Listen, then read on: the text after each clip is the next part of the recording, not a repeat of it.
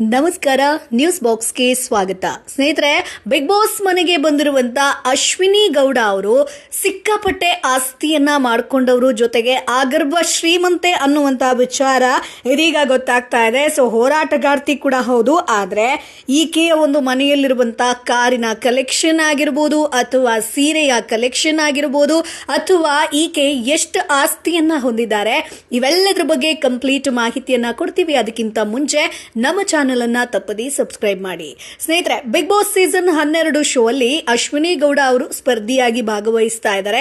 ನಟಿಯಾಗಿರುವಂತಹ ಅಶ್ವಿನಿ ಅವರು, ಆಕೆಯ ಬಗ್ಗೆ ಸಾಕಷ್ಟು ಜನರಿಗೆ ಗೊತ್ತೇ ಇಲ್ಲ. ಈಕೆ ನಟಿ, ಹೋರಾಟಗಾರ್ತಿ ಅನ್ನುವಂಥದ್ದು ಮಾತ್ರ ಗೊತ್ತು. ಆದ್ರೆ ಈಕೆ ಆಗರ್ಭ ಶ್ರೀಮಂತೆ.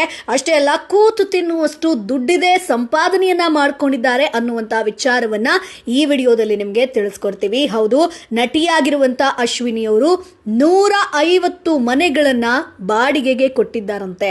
ಅಷ್ಟು ಆಸ್ತಿ ಹೊಂದಿರುವಂತ ಅವರು ಕನ್ನಡ ಪರ ಹೋರಾಟಗಳನ್ನ ಕೂಡ ಮಾಡ್ತಾರೆ. ಇಷ್ಟೇ ಅಲ್ಲ, ಆಸ್ತಿ ಇದ್ದು ಹೋರಾಟದ ಹಾದಿ ಹಿಡಿದಿದ್ ಯಾಕೆ ಅಂತ ಸಾಕಷ್ಟು ಜನ ಕೇಳಿದ್ದು ಕೂಡ ಇದೆ. ಸೊ ನಾವು ನಮ್ಮ ಹತ್ತಿರ ಆದಷ್ಟು ಸಹಾಯವನ್ನ ಮಾಡ್ತೀವಿ.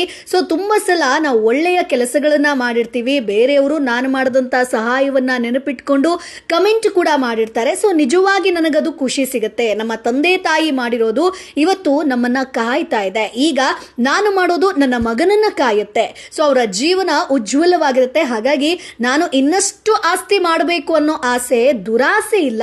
ಆದ್ರೆ ನನ್ನ ಜೀವನ ಚೆನ್ನಾಗಿರಬೇಕು, ಮುಂದಿನ ಪೀಳಿಗೆ ಚೆನ್ನಾಗಿರಬೇಕು ಅನ್ನೋದರ ನಿಟ್ಟಿನಲ್ಲಿ ನಾನು ಈ ರೀತಿಯಾಗಿ ಕೆಲಸವನ್ನ ಮಾಡ್ತೀನಿ ಅನ್ನುವಂಥದ್ದಾಗಿ ಹೇಳಿದ್ದಾರೆ. ಸೊ ಈಗ ಏನಾದ್ರೂ ಫೋನ್ ಬಂದ್ರೆ, ಎಲ್ಲೋ ಏನೋ ಆಗ್ತಿದೆ ಅಂತಂದ್ರೆ ತಕ್ಷಣ ಓಡ್ ಹೋಗ್ತೀನಿ. ಆಗ ಮೇಕಪ್ ಏನು ಮಾಡೋದಿಲ್ಲ. ಕಲಾವಿದೆಯಾಗಿ ನಾನು ಪಾತ್ರ ಮಾಡುವಾಗ ಮಾತ್ರ ರೆಡಿ ಆಗಿರ್ತೀನಿ. ನನಗೆ ಜನರ ಕಷ್ಟಗಳನ್ನ ಕೇಳೋದಕ್ಕೆ ಇಷ್ಟ. ನನ್ನ ಕಷ್ಟಗಳನ್ನ ಬೇರೆಯವರಿಗೆ ಹೇಳೋದಕ್ಕಿಂತ ಇನ್ನೊಬ್ಬರ ಕಷ್ಟಗಳನ್ನ ಕೇಳಿ ನನಗೆ ಏನಾಗುತ್ತೋ ಅದನ್ನ ನಾನು ಮಾಡ್ತೀನಿ. ಹೌದು, ನಾನು ಶ್ರೀಮಂತೆ ಅನ್ನುವಂತ ವಿಚಾರವಾಗಿ ಹೇಳಿದ್ದಾರೆ. ಅಂದ್ರೆ ಈಕೆಯ ಬಳಿ 5,000ಕ್ಕೂ ಹೆಚ್ಚು ಸೀರೆಗಳಿದೆ, ಕಾಸ್ಟ್ಲಿ ವಾಚ್ಗಳು ಕೂಡ ಇದೆ. ಸ್ನೇಹಿತರೆ, ಆ ಕಲೆಕ್ಷನ್ ಅನ್ನ ಮಾಡ್ಕೊಂಡಿದ್ದಾರೆ. ರಾಜಾಹುಲಿ ಸಿನಿಮಾ ಖ್ಯಾತಿಯ ನಟಿ ಅಶ್ವಿನಿ ಗೌಡ ಕೇವಲ ನಟಿಯಷ್ಟೇ ಅಲ್ಲ, ನಿರ್ಮಾಪಕಿ ಕೂಡ ಹೌದು, ಕನ್ನಡ ಪರ ಹೋರಾಟಗಾರ್ತಿ ಕೂಡ ಹೌದು. 25ಕ್ಕೂ ಹೆಚ್ಚು ಧಾರಾವಾಹಿ, 100ಕ್ಕೂ ಹೆಚ್ಚು ಸಿನಿಮಾಗಳಲ್ಲಿ ನಟಿಸಿ ಜನಪ್ರಿಯತೆಯನ್ನ ಗಳಿಸಿರುವಂತ ಅಶ್ವಿನಿ ಗೌಡ ಅವರ ಲೈಫ್ ಸ್ಟೈಲ್ ಸಿಕ್ಕಾಪಟ್ಟೆ ಇಂಟ್ರೆಸ್ಟಿಂಗ್. ಸ್ನೇಹಿತರೆ, ಇತ್ತೀಚೆಗೆ ಒಂದು ಇಂಟರ್ವ್ಯೂ ಅಲ್ಲೂ ಕೂಡ ಆಕೆ ಹೇಳ್ಕೊಂಡಿದ್ರು, ನನ್ನ ಒಂದು ಹೋಮ್ ಟೂರ್ ಅನ್ನ ಅವರು ತೋರಿಸ್ಕೊಂಡಿದ್ರು, ಹೇಗಿದೆ ಆಕೆಯ ಮನೆ ಅಂತ. ಈ ವೇಳೆ ಅವರ ಸೀರೆಗಳ ಕಲೆಕ್ಷನ್ ಬಗ್ಗೆ ಕೇಳ್ತಾರೆ. ಈ ವೇಳೆ ಸುಮಾರಿದೆ, ನಮ್ಮ ಮನೆಯಲ್ಲಿ 4 ರೂಮ್ ಇದೆ, ಅದರಲ್ಲಿ 1 ರೂಮ್ ನಮ್ಮ ತಾಯಿಗೆ ಬಿಟ್ಟುಕೊಟ್ಟಿದ್ದೀನಿ, ಮಿಕ್ಕ ರೂಮ್ ನಲ್ಲಿ ಎಲ್ಲವೂ ನನ್ನ ವಸ್ತುಗಳೇ ಇರೋದು.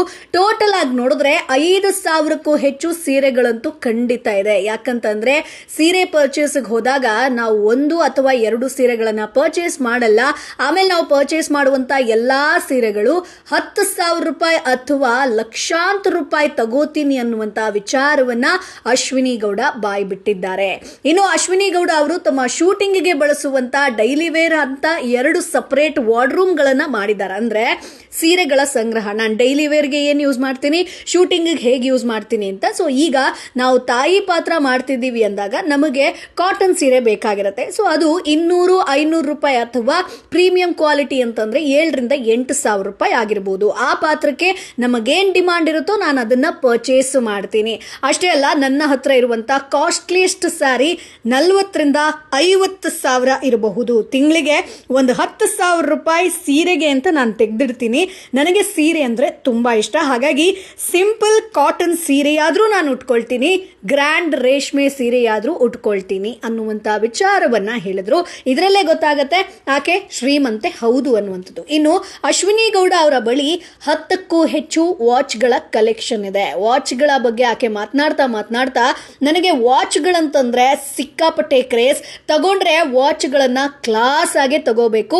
ಇನ್ನು ತುಂಬಾ ಕಾಸ್ಟ್ಲಿದೆಲ್ಲ ಇರುತ್ತೆ, ಲಕ್ಷಾಂತರ ಹಾಗೆ ಕೋಟ್ಯಾಂತರ ರೂಪಾಯಿದೆಲ್ಲ ಇರುತ್ತೆ. ಆದ್ರೆ ನಮ್ಮ ಯೋಗ್ಯತೆ ಹಾಗೆ ಸ್ಟ್ಯಾಂಡರ್ಡ್ಗೆ ತಕ್ಕಂತೆ ನಾವು ಏನ್ ಅಫೋರ್ಡ್ ಮಾಡಬೇಕಾಗುತ್ತೋ ಅದನ್ನ ನಾನು ತಗೋತೀನಿ ಅನ್ನುವಂಥದ್ದಾಗಿ ಹೇಳಿದ್ದಾರೆ. ಸ್ನೇಹಿತರೆ, ಅಂದ್ರೆ ಆಕೆ ಹತ್ರ ಒಂದು ಸೀರೆ ಕಲೆಕ್ಷನ್ ಅಂತ ಬಂದಾಗಲೂ ಕೂಡ ಸಿಕ್ಕಾಪಟ್ಟೆ ಸೀರೆ ಕಲೆಕ್ಷನನ್ನು ಮಾಡ್ಕೊಂಡಿದ್ದಾರೆ. ಅದರಲ್ಲೂ ಕೂಡ ಬೇರೆ ಬೇರೆಯಾಗಿ ಅಂದರೆ ಡಿವೈಡ್ ಮಾಡ್ಕೊಂಡಿದ್ದಾರೆ. ಕಾಸ್ಟ್ಲಿಯೆಸ್ಟ್ ಸ್ಯಾರಿ ಆಗಿರ್ಬೋದು ಅಥವಾ ಬೇರೆ ನಾನು ಯಾವುದನ್ನು ಉಟ್ಕೋತೀನಿ, ಶೂಟಿಂಗಿಗೆ ಯಾವುದನ್ನು ಉಟ್ಕೋತೀನಿ, ಇವೆಲ್ಲವನ್ನ ಡಿವೈಡ್ ಮಾಡ್ಕೊಳ್ತಾರೆ. ಆ್ಯಂಡ್ ಇನ್ನೊಂದು ಹೇಳಲೇಬೇಕು, ಅಶ್ವಿನಿ ಗೌಡ ಅವರ ಬಳಿ ಕಾರ್ ಕಲೆಕ್ಷನ್ ಕೂಡ ಇದೆ.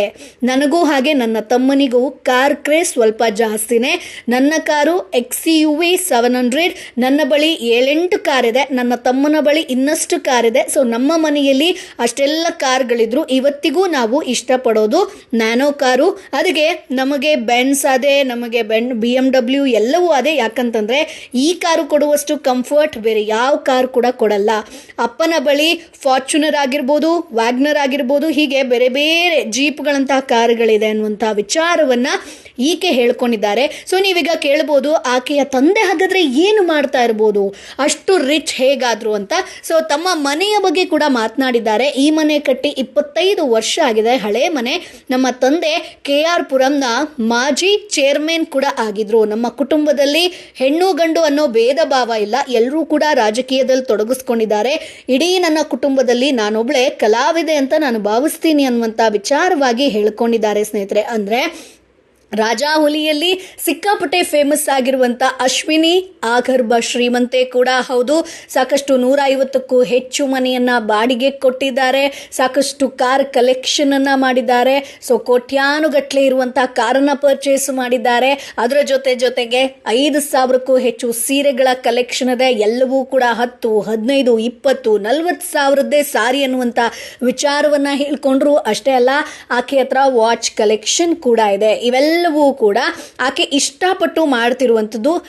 ಆಕೆ ಹತ್ರ ದುಡ್ಡಿದೆ, ಅದನ್ನು ತೋರಿಸ್ಕೊಳ್ಬೇಕು ಅನ್ನುವಂಥದ್ದಲ್ಲ, ಅದರ ಬದಲಾಗಿ ನನಗದು ಹಾಬಿ. ಸೊ ನನಗೆ ಇಷ್ಟ ಅನ್ನುವಂಥ ಕಾರಣಕ್ಕೆ ಈ ರೀತಿಯಾದಂಥ ಕಲೆಕ್ಷನ್ ಅನ್ನ ಮಾಡ್ಕೊಂಡಿದ್ದಾರೆ. ಸೊ ಈಗ ಅಶ್ವಿನಿ ಗೌಡ ಅವರ ಬಳಿ 10ಕ್ಕೂ ಹೆಚ್ಚು ಕಾಸ್ಟ್ಲಿಯೆಸ್ಟ್ ಕಾರ್ಗಳ ಕಲೆಕ್ಷನ್ ಇದೆ ಸ್ನೇಹಿತರೆ.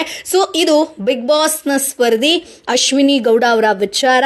ಈಕೆ ಆಗರ್ಭ ಶ್ರೀಮಂತೆ ಹೌದು ಅನ್ನೋದನ್ನ ಆಕೆನೇ ಹೇಳ್ಕೊಂಡಿರುವಂಥದ್ದು. ಇದರ ಬಗ್ಗೆ ನಿಮ್ಮ ಅಭಿಪ್ರಾಯ ಏನು ಅದನ್ನ ಕಮೆಂಟ್ ಬಾಕ್ಸ್ ಮೂಲಕ ತಿಳಿಸಿ. ನಮ್ಮ ಚಾನಲ್ ಅನ್ನ ತಪ್ಪದೇ ಸಬ್ಸ್ಕ್ರೈಬ್ ಮಾಡಿ.